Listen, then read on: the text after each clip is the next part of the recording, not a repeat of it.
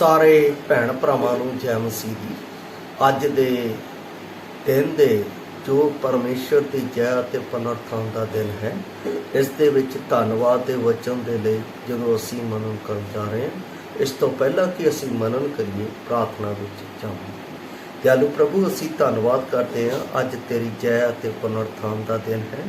ये आप नूं धन्नवाद अते आप दीआं वडियाईआं नूं आप दे अगे अर्पित करन दा दिन है।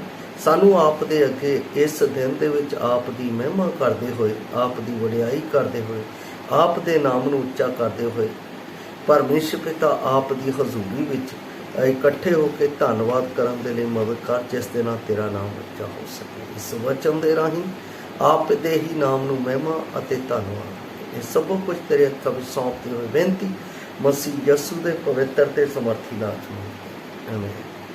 प्यारे अजीज, असी परमेश्वर का धन्नवाद करते हैं अज दे इस सुंदर दिन दे लई जिहड़ा जय ते पुनरुत्थान का दिन है। इस विच मैं आप दे समक्ष इब्रानियां की पुस्तक उसकी 10 अध्याय उसकी 7 आयत दे विचों मैं परमेश्वर के धन्नवाद का वचन लिया है। इत्थे लिखिया है, तद मैं आख्या वेखो मैं आया हाँ, हे परमेश्वर तेरी इच्छा नूं पूरी करा, जिमें पुस्तक की पत्री विच मेरे विखे लिखिया होया है। इब्रानियां 10:7। इस विच असीं वेखदे हां कि परमेश्वर इस गल तो खुश होया कि मसीह स्वै इच्छा तो परमेश्वर की इच्छा पूरी करन दे लई तैयार सी, भले ही उसनूं इस दे लई किन्नी ही वड्डी कीमत क्यों ना चुकानी पई। उसने अपने आप नूं बलिदान की वेदी उत्ते चढ़ाउण दे राहीं अपनी स्वैच्छिक आग्याकारिता नूं सिद्ध कीता। इस गल नूं समझण दे लई मैं पुराने नियम दे एक वाक नूं जिहड़ा इब्राहिम दे जीवन तो है, उत्पत्ति पुस्तक 22 अध्याय दे विच अब्राहम राहीं परमेश्वर दे हुक्म प्रति आग्याकारिता विच उस दे इक्को एक बेहद प्यारे पुत्र इसहाक दे चढ़ाए जाण दा वर्णन बड़े आनंद दे नाल असी उस विच पढ़दे हां। इसहाक दे चढ़ाए जाण दा वर्णन जदों अपना कीता जाता है तो उत्थे असी अब्राहम दी परमेश्वर दे प्रति आग्याकारिता ते विश्वास नूं वेखदे हां। असी उस दी तुरंत आग्याकारिता तो हैरान हुंदे हां। तड़के सार उठना, काम नूं पूरा करन लई जरूरी वस्तां दा लैना अते विश्वास दिखाउणा, जद उस इसहाक नूं भरोसा दवांदा है कि परमेश्वर लेले दा साडे लई बंदोबस्त करेगा। भरोसे दा रिश्ता जिवें कि इसहाक अपने पिता दे वचनां नूं स्वीकार करदा है, इसहाक दी अधीनगी बलिदान दे लई बन्ने जाना। जे किसी नूं बन दिओ तो वह चीकदा ते करलाउंदा रहिंदा, पर इसहाक दी अधीनगी असी इत्थे बन्ने जाण दे विच भी वेखदे हां। अब्राहम दा विश्वास जद वो अपने पुत्र नूं मारन लई अपनी छुरी नूं चुकदा है, ये विश्वास करदे होए परमेश्वर उसनूं मुर्दियां विचों जिउंदा करेगा। ये अब्राहम दा विश्वास है। असी शुक्र गुजार हाँ जद वेखदे हाँ कि परमेश्वर ने इसहाक लई बंदोबस्त किया। ये असी उत्पत्ति पुस्तक 22 अध्याय 1 तो 7 आयतां तक दा मतलब 15 आयतां तक असी इसनूं पढ़दे हाँ, जिथे परमेश्वर ने उसके लिए उपाय किया ते उसके लिए बंदोबस्त किया। ये सच्चाई उत्ते सोचण ते असी एक खूबसूरत तस्वीर नूं वेखदे हां, जिस विच बहुत सारे वेरवे हैं। मैं वो आप नूं दस भी चुका हाँ। जो प्रभु यसू मसीह दी मौत नूं दर्शाउंदे हन, पर असल विच ये उस दी एक कमजोर परछाई है। ये असल परछाई ने, कमजोर परछाई है। जिहड़ा असली है, परमेश्वर नूं अपना पुत्र देण दे लई कोई हुक्म नहीं सी। इत्थे हुक्म सी पर उत्थे हुक्म नहीं सी। ये तां उस दे दिल विच सी कि ਉਹ ਸਾਨੂੰ छुड़ावे, सानू पापां तो बचावे, साडे पापां दे लई अपने प्यारे पुत्र नूं कालवरी क्रूस दे उत्ते बलिदान होण दे लई देवे। ये ਉਹਦੇ दिल विच सी। ਅਸੀਂ भी बहुत सारियां गल्लां दिल च रखते हैं, पर मैं धन्नवाद करदा उस परमेश्वर दा, उसने मैनू ਅਤੇ आप नूं बचाउण दे लई दिल दे विच अपने इकलौते पुत्र दा सरफा ना कीता। वो कहता है, तद मैं आख्या वेख मैं आया हाँ परमेश्वर तेरी इच्छा नूं पूरा करा। कितनी अद्भुत गल है, कितनी महान गल है। अपना पुत्र देण दे लई हुक्म नहीं सी उहदे कोल। प्रभु यसू कोई इवज नहीं सी ते इस दा प्रभु अते परमेश्वर दोहां नूं पता सी बलिदान दे बारे। ये नहीं कह सकते कि पुत्र नूं पता नहीं सी या परमेश्वर, दोहां नूं इस गल दा पता सी। इसहाक नूं उस पहाड़ दी चोटी ताईं यात्रा दा मकसद नहीं सी पता, पर प्रभु नूं पता सी। शैडो नजर आउंदी है। उस दे इत्थे आउण तो पहला अनादि काल तो ते ओ फिर भी आया। कौन? मेरा प्रभु यसू मसीह। कादे लई?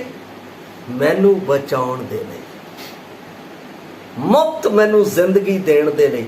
उस दे लई मैं कोई कीमत नहीं दिती। मेरे लई परमेश्वर ने अपने पुत्र की कीमत कलवरी क्रूस दे उत्ते दिती है।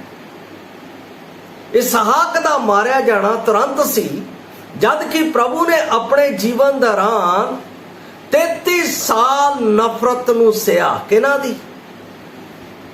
इस संसार दी, क्योंकि संसार सच नूं प्यार नहीं करता है। संसार सच दे नाल कदे मेल नहीं करता है। संसार कदे सच नूं चाहुंदा नहीं है। पर मेरे प्रभु ने मेरे लिए वो 33.5 साल नफरत नूं सहा। नफरत कदे दिल दे विच सोच के देखो कि उन्हें ये नफरत किद्दां मेरे लिए झली, ते अज मैं ओहदे विच परमेश्वर दी संतान हाँ। अज ओहदे विच मैं अनंत जीवन दा आनंद माणदा हाँ। अज मैं ओहदे विच ओहदे प्रेम दे नाल भरपूर हाँ। कि ये धन्नवाद दा कारण है, कि ये परमेश्वर की उस्ताद का कारण है, कि ये परमेश्वर की वडियाई का कारण है। मेरी जान, दाऊद यही कहता है, मेरी जान यहोवा की वडियाई कर, क्यों ने तेरे लिए वड्डे उपकार किए हैं। वड्डे उपकार जिहड़े जिन्हां दा मैं कदे ऋण नहीं चुका सकता, जिन्हां दा मैं एहसान नहीं कदे चुका सकता। परमेश्वर ने मेरे लिए ये कीता है। अते अखीर दियां घड़ियां विच एक खास तरीके नाल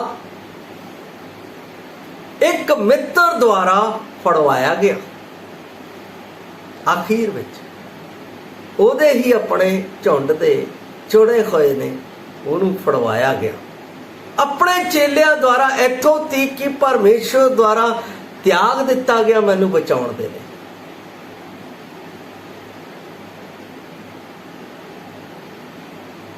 त्याग दिता गया। इत्थे जे सानू कोई छड़ दिंदा असीं रोंदे आ, करलामदे आ, पर परमेश्वर ने इस परमेश्वर पुत्र ने इस त्याग नूं भी मेरे लिए उस कालवरी क्रूस के उत्ते झल लिया। कितनी वड्डी गल है। ये सब कुछ जानते हुए ਉਹ ਆਇਆ, ਆਪਣੇ ਮਕਸਦ ਦੀ ਪੂਰਤੀ ਕੀਤੀ ਅਤੇ ਦ੍ਰਿੜਤਾ ਦੇ ਨਾਲ ਉਸਨੇ ਜੀਵਨ ਦਿੱਤਾ।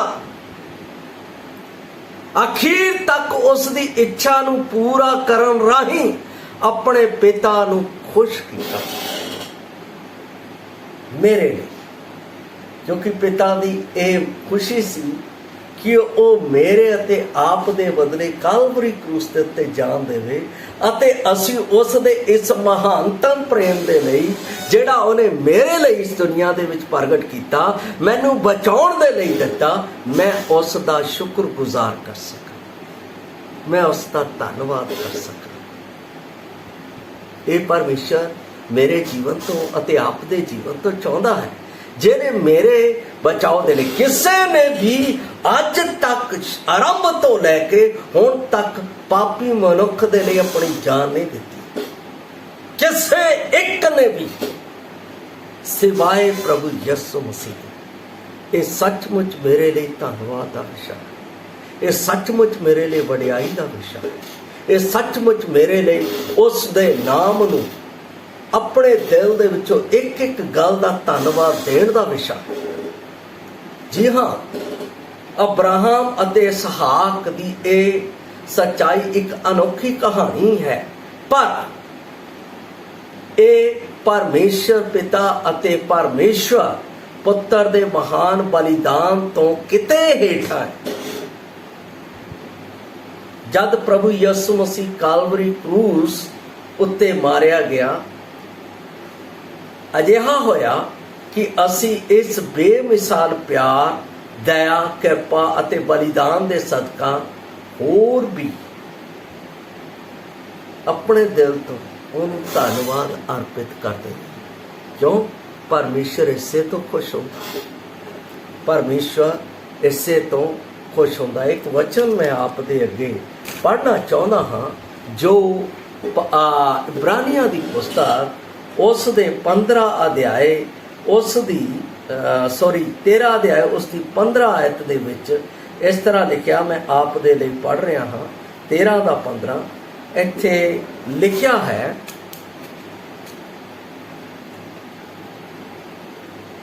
ਅਸੀਂ ਯਿਸੂ ਦੇ ਰਾਹੀਂ ਉਸਤਤ ਦਾ ਬਲੀਦਾਨ ਪਰਮੇਸ਼ਰ ਨੂੰ ਸਦਾ ਚੜਾਇਆ ਕਰੀਏ, ਅਰਥਾਤ ਉਹਨਾਂ ਬੁੱਲਾਂ ਦਾ ਫਲ ਜੋ ਉਸ ਦੇ ਨਾਮ ਨੂੰ ਸਵੀਕਾਰ ਕਰ ਲੈਂਦੇ, ਜਿਨ੍ਹਾਂ ਨੇ ਮੰਨ ਲਿਆ ਹੈ ਕਿ ਯਿਸੂ ਮਸੀਹ ਮੇਰੇ ਪਾਪਾਂ ਲਈ ਮਾਰਿਆ ਗਿਆ, ਗੱਡਿਆ ਗਿਆ ਤੇ ਤੀਸਰੇ ਦਿਨ ਜੀ ਉੱਠਿਆ।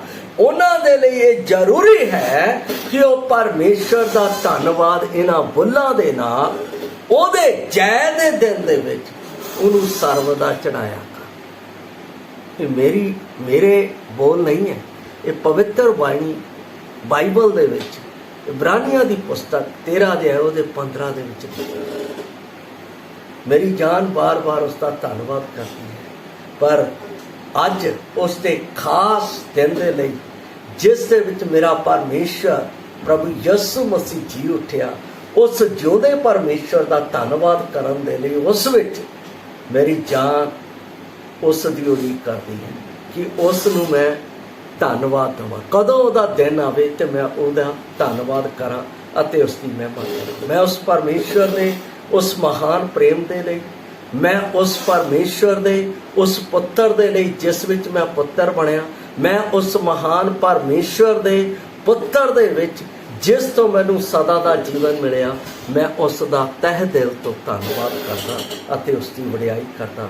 ਪ੍ਰਭੂ ਆਪਣੇ ਇਸ ਵਚਨ ਦੇ ਰਾਹੀਂ ਇਸ ਧੰਨਵਾਦ ਨੂੰ ਸਵੀਕਾਰ ਕਰੇ ਅਤੇ ਉਸ ਦੇ ਨਾਮ ਦੀ ਵਡਿਆਈ। ਸਾਰਿਆਂ ਨੂੰ ਜੈ ਮਸੀਹ ਦੀ। ਮਹਾਰਾਜ।